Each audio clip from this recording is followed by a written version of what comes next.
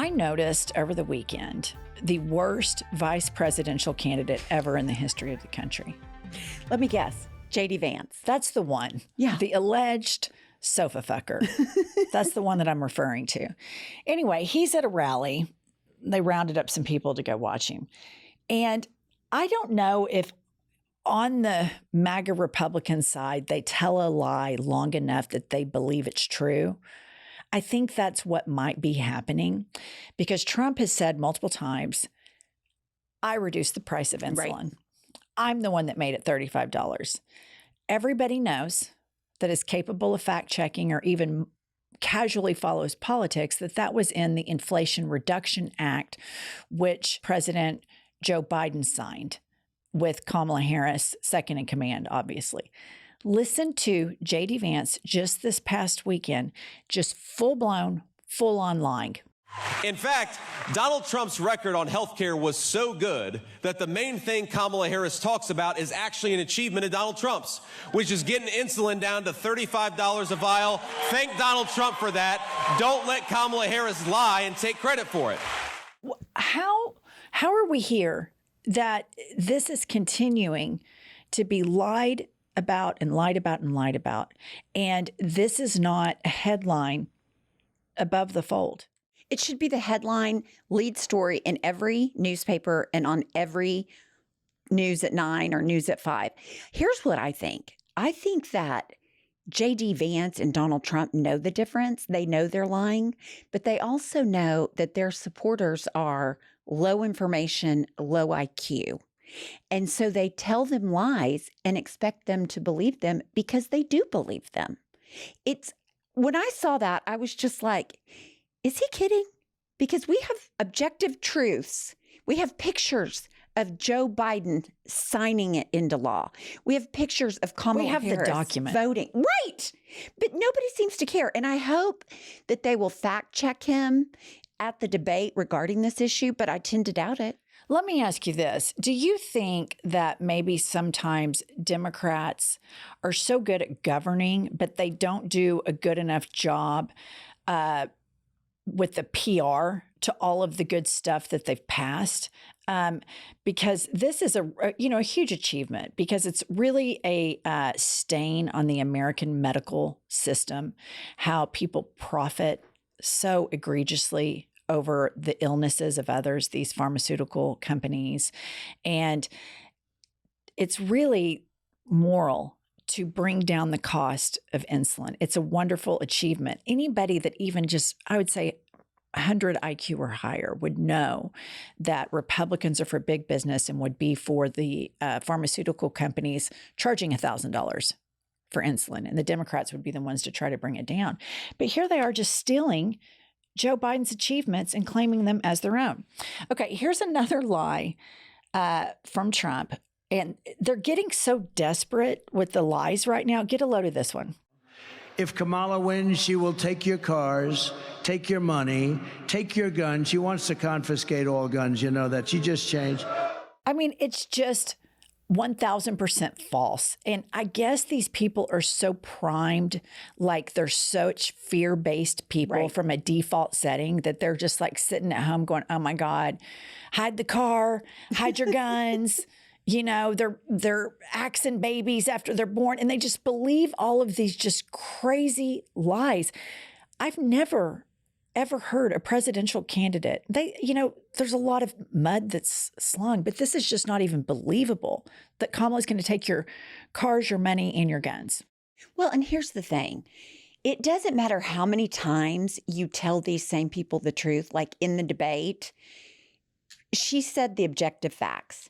He lied. And I have heard clips of people saying, oh, well, illegal immigrants are eating dogs and cats. Like they want to believe the lies, whether it's lack of critical thinking, rage, fear, racism, misogyny, whatever it is, they have the truth right in front of them. It's like knocking them in the face, and they are incapable or unwilling to believe the truth. I think it goes back to our episode from last week. It's the racism, stupid, because there are obviously the people that are in the cult, and they are very fear-based driven people, and that comes from their childhoods where they're told demons are going to eat them and they're going to burn in hell and all this stuff. So Donald Trump is the perfect leader for them in the adult life because they've never critically thought.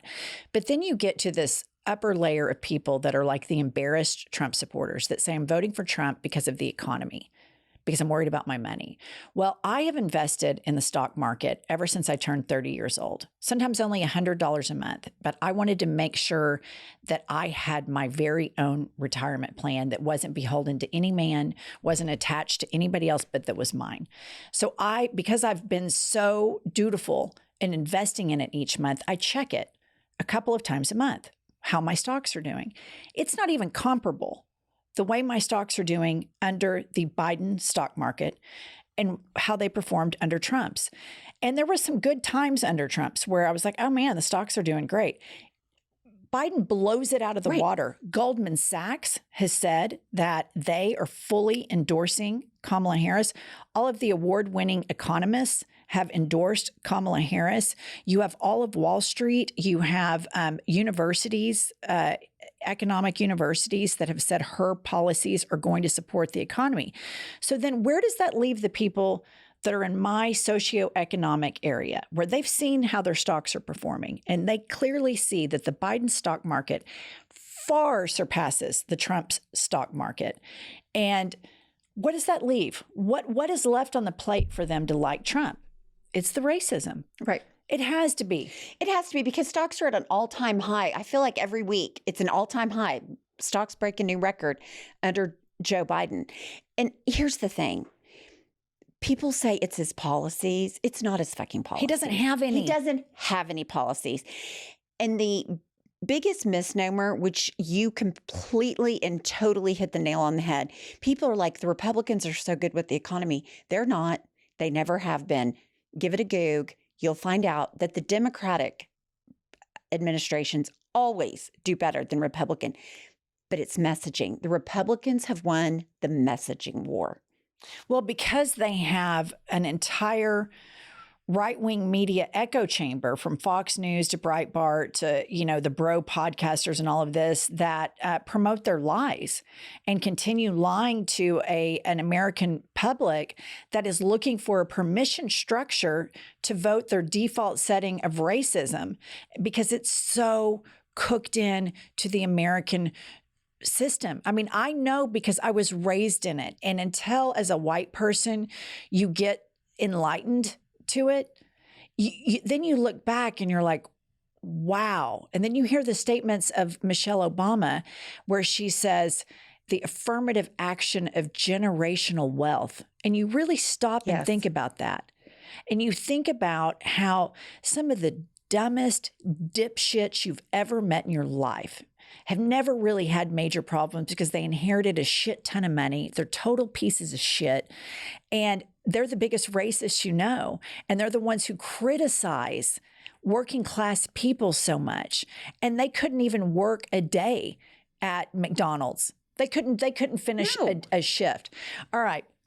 So this is, speaking of the right-wing media echo chamber, this I thought was pretty rich. Sometimes Trump gets really mad at Fox. Yeah. And he's really mad at them because they played a Kamala Harris speech. Well, why would that make him mad if she's so incompetent? Mentally disabled. Mentally, all this stuff. Why would he give a shit? Wouldn't that be good for him?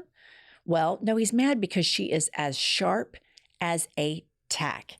And he also shows the little dictator wannabe within him with this clip right here. Then I have to sit there and listen to her bullshit last night. And who puts it on? Fox News. And they shouldn't be allowed to put it on. It's all lies. It's all lies. They shouldn't be allowed to put it on. So number one, it's a tell because he knows it's dangerous to him that people within the cult are seeing somebody competent, intelligent, who it's like, oh, wow, she's capable. Right. She's more than capable of being president of the United States. She's a lot sharper. She makes cogent arguments. She is cooking the hell out of me. And he doesn't want people seeing that. So what is his default setting? They shouldn't be allowed to air it. There's an inherent problem with that statement, and it's called the First Amendment. Right. But again, he's saddled up playing patty cake with a bunch of guys over at the Heritage Foundation who wrote Project 2025 that talk about a post-constitutional America. And here's why he's so scared of Kamala. I'm going to leave you all. I know we show you guys a lot of Trump clips, and the reason is because mainstream media sane washes him. We're not doing that over here on IHIP News. But here's why he's so scared. Listen to Kamala. So as I travel the country, what I hear time and again from those who own small businesses and those who aspire to start them is that too often an entrepreneur has a great idea, not too often, that's good, and they have the willingness to take the risk, but they don't have access to the capital that they need to make it real. And as Andrea said, not everybody was handed on a silver platter $400 million and then filed for bankruptcy 6 times. Oh, I said that. I actually said that. He doesn't want people hearing that. Right. That he inherited $500 million and filed bankruptcy 6 times and all the other crap. He doesn't want people hearing that, because what Kamala Harris does and what the exposure of her to many Americans does is exposes as a narcissist.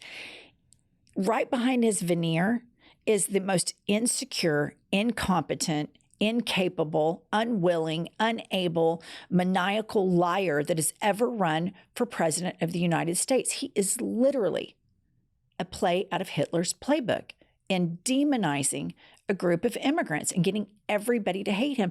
And then he's got wackadoodle, whacked out Project 2025 that's like, here you go, you lazy MFer. All you have to do is sign this as an executive order and we're all fucked. Right. And I just want to remind everybody that Project 2025 wants to get rid of disaster relief agencies. So the people in Florida that are all gung-ho for Trump, there would be no relief for them after this hurricane. Here's the deal. Here's the deal with all these big swinging dick red state governors.